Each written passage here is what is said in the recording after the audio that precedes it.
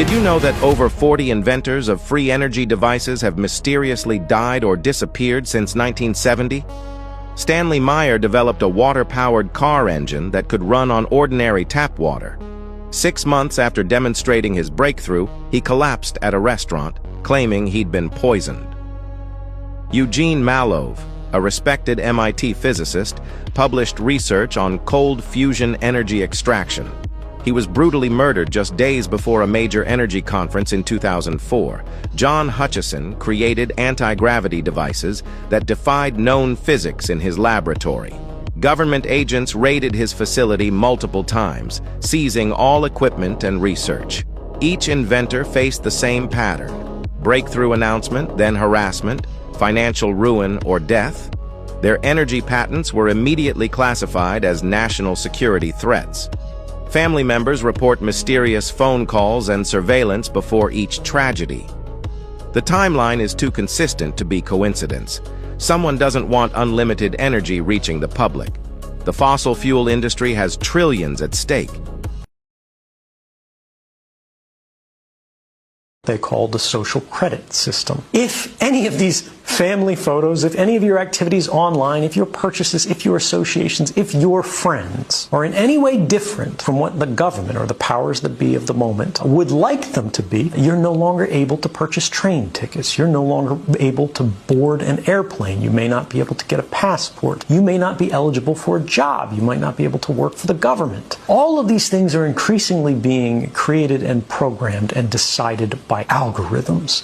And those algorithms are fueled by precisely the innocent data that our devices are creating all of the time, constantly, invisibly, quietly, right now. Our devices are casting all of these records that we do not see being created, that in aggregate seem very innocent. You were at Starbucks at this time. You went to the hospital afterwards. You spent a long time at the hospital. After you left the hospital, you made a phone call. You made a phone call to your mother. You talked to her until the middle of the night. The hospital was an oncology clinic. Even if you can't see the content of these communications, the activity records, what the government calls metadata, which they argue they do not need a warrant to collect, tells the whole story. And these activity records are being created and shared and collected and intercepted constantly by companies and governments. And ultimately it means as they sell these, as they trade these, as they make their businesses on the backs of these records, what they are selling is not information. What they are selling is us. They're selling our future. They're selling our past. They are selling our history, our identity,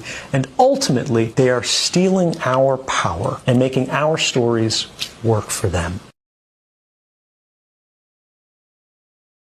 I'm Christy Nicola. I was a subject in radiation as well as mind control and drug experiments performed by a man I knew as Dr. Green. And Donald Richard Ebner, my natural father, was involved with Dr. Green in the experiments. Dr. Green performed radiation experiments on me in 1970. All these experiments were performed on me in conjunction with mind control techniques and drugs in Tucson, Arizona. Dr. Green was using me mostly as a mind control subject. His objective was to gain control of my mind and train me to be a spy assassin. The first significant memory took place at Kansas City University in 1966. I was in what looked like a laboratory and there seemed to be other children. I was strapped down, naked, spread eagle, on a table, on my back. Dr. Green had electrodes on my body, including my head. He used what looked like an overhead projector and repeatedly said he was burning different images into my brain while a red light flashed aimed at my forehead. In between each sequence, he used electric shock on my body and told me to go deeper and deeper, while repeating each image would go deeper into my brain, and I would do whatever he told me to do. I felt drugged because he had given me a shot before he started the procedure. When it was over, he gave me another shot. The next thing I remember, I was with my grandparents again in Tucson, Arizona. I was 4 years old. These children are not just kidnapped and in some cases bred by families as a cash crop. We have people in the United States of America that breed children in order to sell them. And when they are sold, they come without birth certificates, which means it's easier to kill them and have no one ask where they are. We're also importing children by the plane load.